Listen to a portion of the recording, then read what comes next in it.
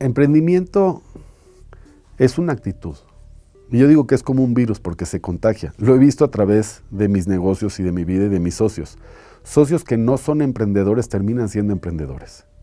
Y en su fase inicial es identificar oportunidades y tomar riesgos. Y administrar tus recursos, tiempo, dinero, reputación. Porque muchas veces hay gente que no tiene la seguridad, no tiene el conocimiento, no tiene la capacidad o el capital para emprender por sí solo. Y entonces se acercan a emprendedores o se configuran grupos en donde uno es más emprendedor que el otro. Pero con el paso del tiempo, entre conversaciones y experiencias y al ver cómo se resuelven los problemas y cómo se estructuran soluciones y se diseñan estrategias, esas personas que tenían una vena inicial emprendedora que no la habían trabajado y construido, se van contagiando de las ideas. Muy parecido a como pasa, tú ves que tus hijos empiezan a reírse o a hablar como tú hablas. Tú ves que amigos se ríen de manera similar de como tú te ríes y se copian cosas.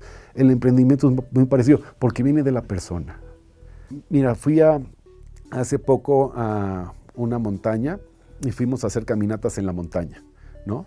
Y yo pensaba en el emprendimiento, en esa caminata en la montaña, porque era un lugar en donde tiene varias rutas muy padres y está bien marcado. Digamos que hay una autoridad y un gobierno que dice, estas rutas sí se pueden hacer, son seguras, te pone señalizaciones para que sepas cómo lo tendría que hacer un gobierno con una industria, te pone reglas y eso permite que la gente diga, quiero ir a esa ruta y esta ruta la puedo tomar y hay un mapa y puedo seguirlo, ¿no? Lo que debería de ser una industria y una regulación acompañada por el gobierno.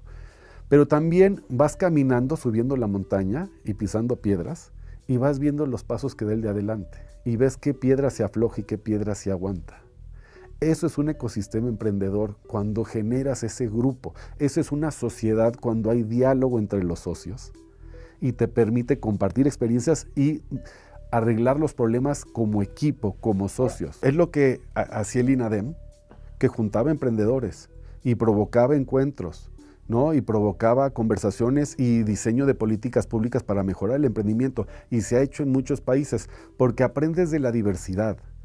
O sea, las industrias tienen sus cámaras que la gente comparte experiencias de la industria, pero los negocios son negocios y hay aprendizaje entre distintas industrias. Yo te voy a decir algo, aprendí mucho de emprendimiento en mi activismo, porque lo que encontré en el activismo es que haces un trabajo social y político, un trabajo que genera rentabilidad social y rentabilidad política, que puedes llegar a encontrar conectores que ese valor social y político se convierte en valor económico, ¿no? Entonces, pero trata de la esencia del emprendimiento, detectar la oportunidad, entender los retos, diseñar la estrategia y captar la oportunidad y repartir el valor. Mira, yo creo que por la forma en la que se hacen negocios y por la forma en la que regula el gobierno, yo lo describo de una manera sencilla. En Estados Unidos es administrar la abundancia y repartir la abundancia, y en México es repartir la escasez y administrar la escasez. Cuando administras la escasez, pues generas un efecto de desesperación porque hay poco. Y cuando hay poco para tantos, estás dispuesto a hacer cosas que no harías en un lugar donde hay mucho para todos. Claro. Entonces, siempre que tengamos un sistema que quiere controlar y limitar el valor que se genera, va a haber escasez. En la construcción del tablero hablo de los gobiernos que igualan hacia abajo, que fue una frase que escuché de un expresidente de Latinoamérica. Si igualas hacia abajo, estás generando una clase oligarca arriba, estás matando la clase media. Hay una frase que yo uso mucho que era de Michael Porter. Él decía, el activo más grande que tiene un país es la capacidad de sus ciudadanos de generar valor. Ver al ciudadano como el factor generador de valor económico a través del empleo, de la inversión, o de valor de distintos tipos, valor social, valor político. Y en México no vemos al ciudadano como el generador de valor. Vemos al empresario como el generador de valor, vemos al gobierno como el generador de valor, vemos al narco como el generador de valor económico. Antes que nada está el factor humano. O sea, hay condiciones de la persona y lo que estás viendo es cómo se comporta la persona ante el contexto. Y para retener el talento y para generar economía local y un ecosistema. Para eso tendríamos que ver las reformas que hay que hacer para permitir y fomentar ese tipo de transacción, que deberíamos estar hablando tal vez que los primeros $2,000 que dé un profesionista de servicios de Estados Unidos no paguen impuestos, para que la persona busque clientes y crear los interlocutores y crear los puentes económicos de servicios y que sea dinero formal, legal, que la gente pueda tener en su cuenta, que pueda declarar, con el que podría tener acceso a préstamos y podría empezar a construir un patrimonio y una vida distinta. Eso no lo estamos haciendo, pero es un tema del contexto y la persona. Y lo que nos ha faltado en México es entender un poco cómo somos como personas. Y por eso esto que dicen que tenemos el gobierno que nos merecemos o que el gobierno es un reflejo de las personas. No hemos dado el paso en aceptar cómo somos y cómo participamos de manera negativa en el ecosistema. Y lo que estás viendo hoy en día es un México donde el único valor es el dinero. Y el éxito tiene que ver con el dinero. Y mientras sea dinero, el problema es que estamos limitando muchísimo todos los otros tipos de éxito y estamos generando una cultura que de alguna manera también le facilita a cualquier dinero malo considerarse éxito. Y estamos perdiendo emprendedores buenos y gente buena que puede construir éxito bueno y lo estamos embarrando con éxito malo de gente que está a través de la ilegalidad y del crimen construyendo éxito y dinero y socializando y participando con la gente y lo estamos poniendo en la misma charola y es muy distinto. Hay muchos criminales que son emprendedores. Sí, correcto. ¿No? La actitud y la forma de abordar su actividad criminal es como emprendedor. Lo que pasa es que lo están haciendo fuera de la ley y están dañando a la sociedad. Y tal vez el problema en la discusión es entre emprendedores o actitud emprendedora y empresarios. A ver, sí. Y la visión que hemos construido sobre lo que es un empresario. Porque el empresario no suena al estereotipo que se ha estigmatizado y satanizado en México. Del de cuello blanco, el que en algún momento hasta el presidente dijo se portó peor en las elecciones que los delincuentes, ¿no? Porque un primo hermano del emprendedor o un gen dentro del emprendedor es el liderazgo. Claro. Entonces, un líder es un emprendedor potencial. La pregunta es si ese líder lo puedes acompañar de los conceptos y su liderazgo se puede impulsar en una actividad emprendedora. Te platico una historia. Durante la pandemia que hicimos el movimiento de Abrimos o Morimos, que estábamos todos sufriendo, me habla por teléfono una persona que trabajó con nosotros y me dice, oiga patrón, quiero platicarle que yo abrí mi negocio, que yo le estoy agradecido con usted porque todo el tiempo que lo vi en el restaurante, cuando lo veíamos trabajar, tomar decisiones, yo lo observaba y aprendí. Y hoy tengo mi puesto de flores en Puebla y soy un emprendedor y tengo mi negocio gracias a haberlo observado y haber visto cómo usted se desempeñaba. A la provocación que me hicieron el otro día de si es mejor el empresario o el emprendedor o el empleado, yo de la manera en la que lo veo es ¿por qué desperdiciamos emprendedores quedándose de empleados? ¿Por qué desperdiciamos emprendedores quedándose de comerciantes? ¿Por qué desperdiciamos emprendedores quedándose de profesionistas? Porque en la estructura que se ha creado de gobierno y de empresas, estamos aprovechando la actitud y el talento emprendedor dentro de las estructuras más comunes. Y te voy a brincar un tema que conversamos hace un momento. Tal vez lo que nos falta conectar en uno de los hilos. No entendemos todo lo que representa y ofrece un trabajo para una persona. Un trabajo, estamos acostumbrados a verlos como un ingreso. No es solo un ingreso. Un trabajo es el dinero que te pagan, pero también es el tiempo que te ocupan. Y es el entorno en el que te involucras, las relaciones que haces, la reputación que construyes, el aprendizaje que tienes y la realización profesional, personal o la frustración. Entonces, cuando venimos de un modelo acostumbrado a emplear gente, que te ofrece todo eso en un paquete sin que te des cuenta, porque la gente en los países que se administra la escasez solo está pensando en el ingreso para pagar los gastos y sobrevivir. Cuando esa persona tiene que enfrentar la decisión de emprender, tiene que tomar riesgos adicionales, tiene la incertidumbre de si va a tener el ingreso fijo, posiblemente tiene que trabajar más e invertir más horas, tiene que tener un mayor estrés y entonces hay una desconexión inmediata por ese cambio o ese brinco al emprendimiento.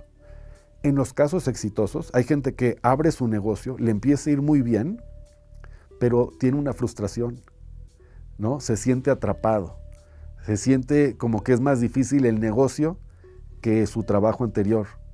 Se siente que está llegando a fin de mes y ya tiene que pagar la renta otra vez o tiene que pagar sueldos y que ni siquiera está sacando lo que sacaba como empleado. Y entonces ahí es donde se empieza a cuestionar el emprendedor todo lo que implicaba la seguridad de un empleo. Y entonces si nosotros entendemos esa parte y ese conector que se tiene que generar, deberíamos como ecosistema empresarial, como gobierno, como sociedad, facilitar las condiciones para que hayan esos brincos, ¿no? Pero todo está estructurado, o sea, yo creo que algo que hay que entender de por qué estamos donde estamos y por qué la narrativa de AMLO y de Morena ha cuajado, es porque los grandes negocios y las grandes estructuras han entendido bien esto y lo han usado a su favor. Y te pongo un ejemplo muy claro. El país en el que los bancos tienen los rendimientos más altos del mundo y tienen uno de los peores servicios del mundo, es México.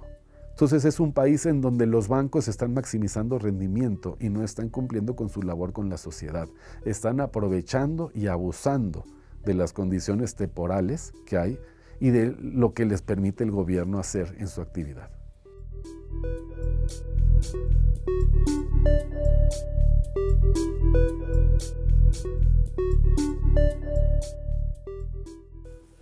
Un emprendedor es una persona que en el día a día piensa en cómo va a mejorar sus condiciones, en cómo va a salir adelante de una mejor manera de la que se le ha presentado hasta el momento.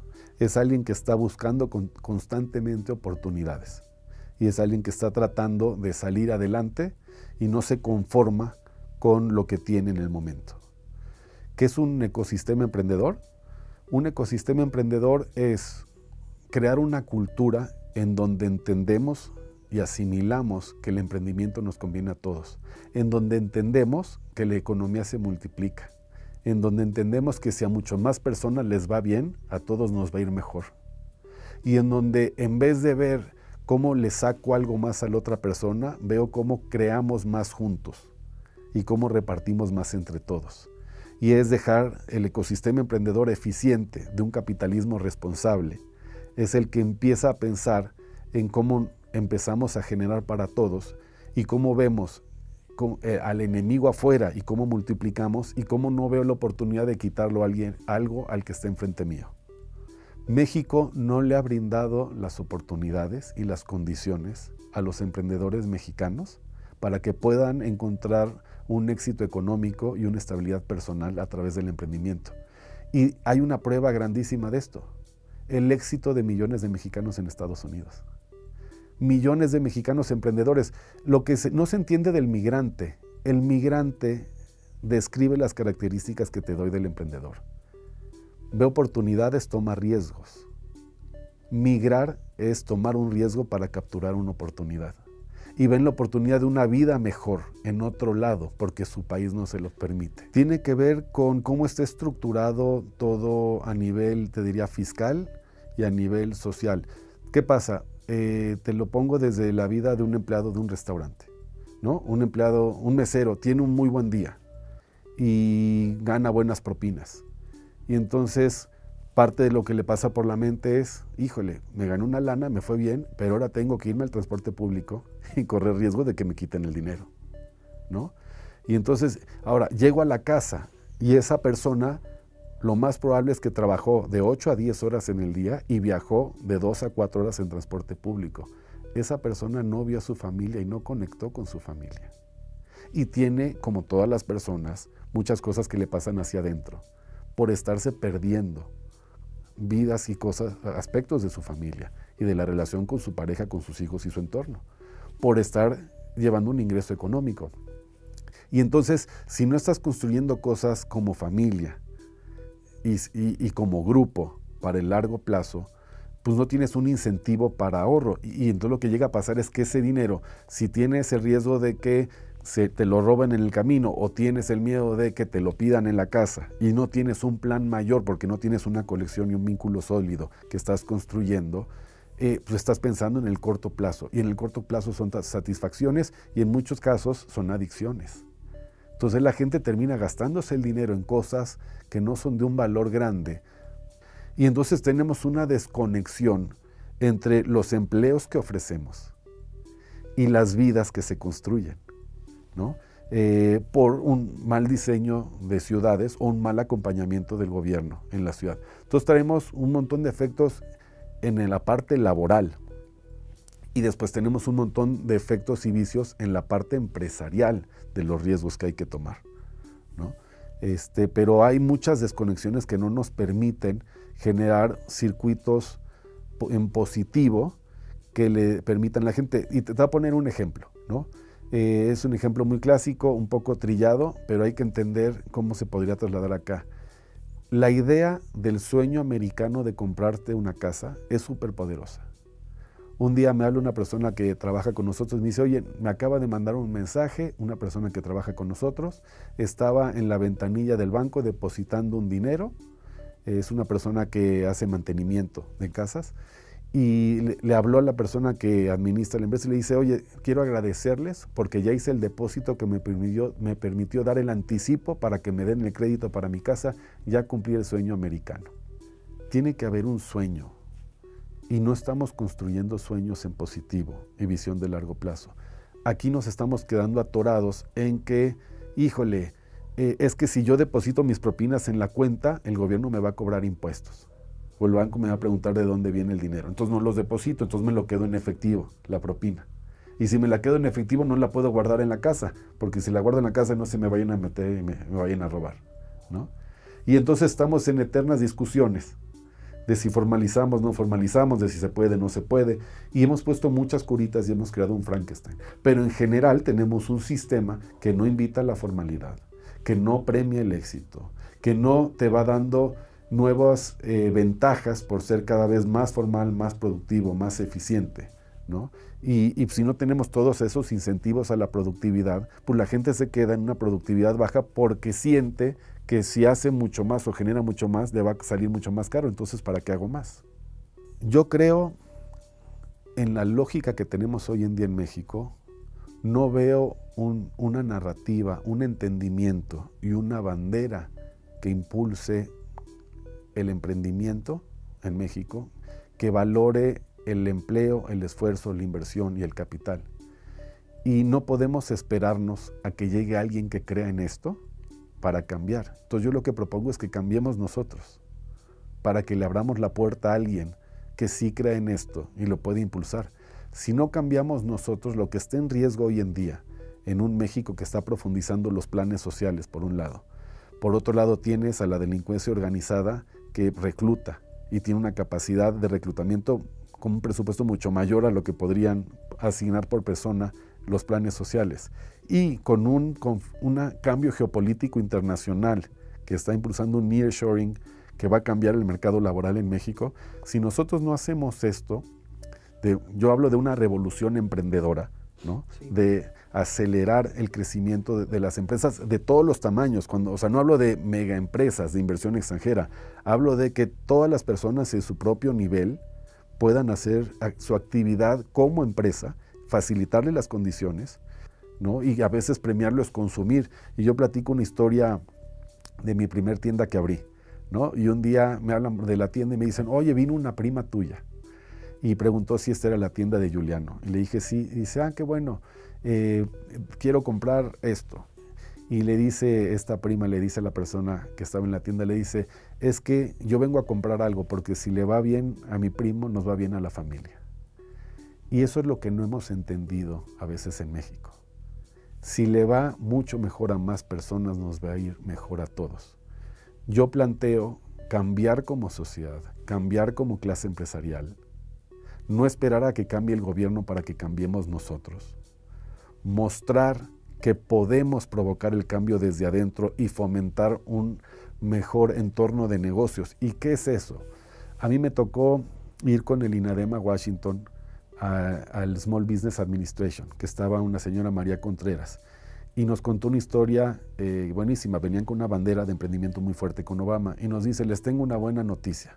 Le dije al presidente Obama, le pude anunciar al presidente Obama que cumplí la instrucción que me dio y logré que todas las dependencias del gobierno federal pagaran a más tardar en, no sé si eran 2 semanas o 4 semanas, las facturas a las pequeñas empresas. ¿Y qué creen que él me dijo?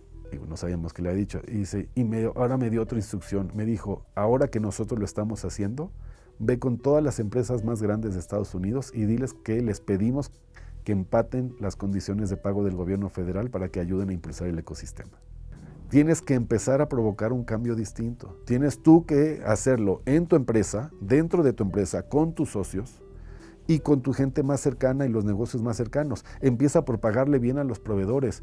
Yo no puedo creer que la gente no le paga a los proveedores, que se financien empresas grandes de empresas más chicas. Mi libro es un manifiesto y es también un levantar la voz y un llamado de atención, de decir, como clase empresarial hemos abusado del ecosistema. Hemos tomado más de lo que necesitamos y más de lo que merecemos. Y tenemos que dejar de quitar más para que más personas puedan obtener. Es que al final del día todos somos culpables. De una u otra manera todos participamos de la simulación.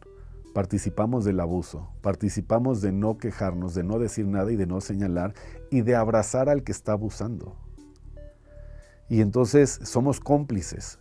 Podemos ser más activos o más pasivos, pero estamos participando de la mesa y estamos observando sin decir, sin opinar, sin levantar la voz, o algunos tomando fichas de la mesa. Y es un llamado para hacer entender. Yo hablo mucho del juego de Monopoly o el turista. Sí. ¿No? Y en el juego del Monopoly, conforme vas avanzando y tienes más propiedades, pues va cayendo los otros jugadores y tú vas cobrando y se siente bien padre y bien bonito cuando empiezas a recibir dinero. Te empiezas a dar cuenta que se te va a complicar y se va a acabar el juego. Y empiezas a regresarles un poquito y hasta regalarles cosas y propiedades o que el banco les dé dinero para que sigan cayendo y sigas cobrando más. Porque te empiezas a dar cuenta que si pierde el otro, pierdes tú. Y cuando acaba el juego, todos terminan perdiendo todo. Y lo que estamos viendo en México es un país lleno de emprendedores que ha abusado del capitalismo y ha abusado de lo noble que es el entorno de negocios, que está poniendo en riesgo nuestro pacto social porque unos cuantos quieren seguir abusando y porque otros nos estamos quedando callados y no estamos levantando la voz y no estamos poniendo el ejemplo para mostrar que se puede participar en los negocios de otra manera. La culpa la tenemos todos, pero el empresario que se está dando cuenta que estamos abusando del capitalismo y en vez de cambiar sus prácticas para hacer un mejor capitalismo, se está alineando al gobierno para construir influencia y para poder mantener el tablero vivo y quedarse con lo que tiene, creo que es el que más daño le está haciendo al país. Todos los demás que estamos viendo cómo algunos de esos actores se están acercando al gobierno para poder mantener lo que han hecho durante toda la vida y no estamos levantando la voz y no estamos cambiando nuestras prácticas desde lo que nos toca en nuestro entorno y a nuestro nivel, pues estamos siendo cómplices o estamos callando ante una realidad que nos está rebasando y que sabemos que nos va a llevar a un escenario catastrófico. Hay un punto importante. Sí. Yo creo que lo que no nos hemos dado cuenta es cómo cambió una narrativa de un candidato AMLO que ganó la presidencia a un presidente AMLO que gobernó distinto. Porque AMLO hablaba de acabar con la inseguridad al generar economía. Y eso es una agenda de emprendimiento. Lo que pasa es que llegó y no lo hizo. Tenemos que ser conscientes y entender que muchas veces el emprendimiento empieza en la ilegalidad, ¿no? Y entonces muchas veces el emprendedor dice, bueno, compro esto y lo vendo. Y cuando lo está comprando y lo está vendiendo, que es una actividad comercial, tal vez no lo está facturando y no tiene ni una empresa.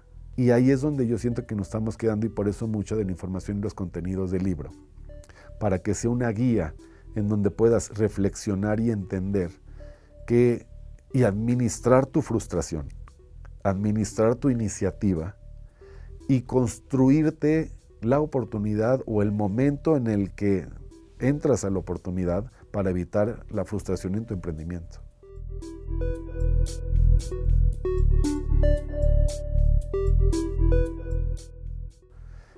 Cuando empecé de emprendedor, te diría que hubo un momento, bueno, habiendo vivido estas cosas en mi familia y escuchado, hubo un momento en el que mi mamá nos invitó a hacer una sociedad. Pero ahí empecé a entender lo que era ser un empleado y ser un socio, ¿no? Y te diría que mi mamá me llevó de la mano en esa experiencia y después fui viendo otras experiencias a través de otros conocidos y amigos, y después mi propia experiencia en mi emprendimiento. Una provocación que tengo en mi mente de cuando empecé a entender todo esto, cuando me quería ir de viaje de graduación, terminando la prepa, le dije a mi mamá, oye, me quiero ir de viaje, y me dijo, no, pues no tengo dinero. Y le dije, ¿y si yo consigo el dinero? Me dijo, sí, si tú consigues el dinero, con tu dinero puedes ir. Me terminé yendo a 3 viajes de graduación. Compré cosas, vendí cosas, junté dinero y acabé pagándome yo solo 3 viajes de graduación. Esa provocación de, ¿quieres algo? No te lo puedo dar yo, consíguelo tú. Y si lo consigo yo, puedo hacer lo que quiera, me dio un poder que tuve la suerte de poder transformarlo en algo que me llevó a lograr lo que quería lograr. Mira, como emprendedor siempre hay momentos, convives con la idea de rendirte, convives con la idea de ya no quiero hacer esto, ya no lo quiero hacer de esa manera. Es un día a día. Lo importante es cómo el emprendedor se va conociendo a sí mismo y va aprendiendo del entorno y va usando esa frustración para convertirla en acción. Y pues tienes que leer, tienes que estudiar mucho, tienes que leer lo que pasa en tu negocio en el día a día y tratar de entender y proyectar y prepararte y ser consciente de que siempre va a haber eventualidades. O sea, tienes que ser emprendedor sin ser demasiado optimista. Esa frustración, en vez de ser negativo y pesimista, la tienes que usar para ser realista. Y en ese realismo proyectar un crecimiento y un futuro, entendiendo que van a venir retos y preparándote para poder salir adelante los retos. En esta imagen que hemos creado en México del empresario satanizado de traje y exitoso, y que no hemos podido comunicar la imagen del todo tipo de emprendedores que hay en México, tenemos una imagen de que el empresario es el que se ve bien, el que es seguro, el que toma decisiones, el que va para adelante, el que no se equivoca. Y no hemos sido honestos, y mi libro es una provocación y es ser honesto y decir, a los empresarios nos pasa lo mismo que nos pasa a todos. Tenemos días buenos y malos. Tenemos muchas dudas sobre las cosas que hacemos. Tenemos miedo de tomar decisiones. Tenemos miedo de equivocarnos. Entre mejor nos va, más miedo nos da a cometer un error.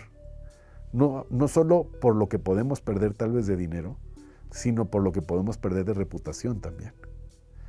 Y después viene el que cometes errores y construyes la narrativa del éxito.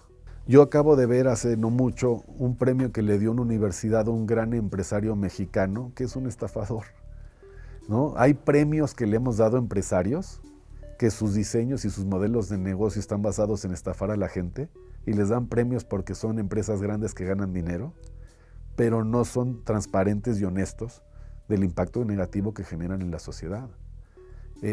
Tienes muchísima gente participando de facturaciones ilegales, que en un país que te lo podría decir de frente, no hablarían de facturación, hablarían de lavado de dinero.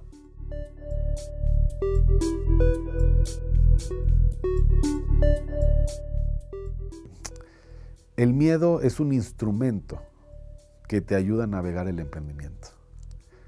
Tengo una maestra que ella hablaba que los mejores emprendedores son los que aprenden a navegar la incertidumbre y no para paralizarte, ¿no? Entonces, hay un cambio geopolítico en el mundo, ¿no? Gana en Estados Unidos Trump. Puede haber un tema de aranceles que nos suban y un potencial problema de tipo de cambio. A mucha gente le genera un miedo. Ahora, el miedo por sí solo, que lo mantengas y no hagas nada, es paralizarte. Y entonces la pregunta es, ¿ese miedo es por algo personal, patrimonial, o es por algo de mi negocio? Si sobre esos efectos que puedo llegar a tener, puedo construir soluciones en algunos condimentos como para reducir el riesgo de que me pase algo, o puedo, en una de esas, te voy a decir algo, creo que algunos de los mejores emprendedores son los que aprenden a manejar y a abrazar sus miedos, porque detectan que ese miedo lo tienen otras personas y ellos construyen soluciones que ayudan a utilizar el miedo para generar modelos y estrategias de negocio para salir adelante. Entonces, el miedo por sí solo, no tenemos que dejar que el miedo nos detenga y nos congele. El miedo es un problema potencial. Yo te diría, una clave del emprendimiento exitoso es no dejarte llevar por la narrativa del éxito. Estamos acostumbrados a seguir a la gente y escuchar o a dejarnos influir por lo que nos dice la gente de cómo debería ser nuestro éxito. Cuando abrí el primer restaurante, la gente decía, ¿cuándo es el segundo? ¿Cuándo abres el segundo? Y abres el segundo y dicen, ¿cuándo pones uno cerca de mi casa? ¿Cuándo abres en otro estado? ¿Cuándo abres en otro país? Y uno pues está trabajando en el día a día, sacando adelante su emprendimiento, y a veces te dejas influir mucho por los comentarios de otros y caes en otras agendas, ¿no? Un empresario exitoso, a mi criterio, es alguien que tiene claro hacia dónde va, que tiene claro de su destino,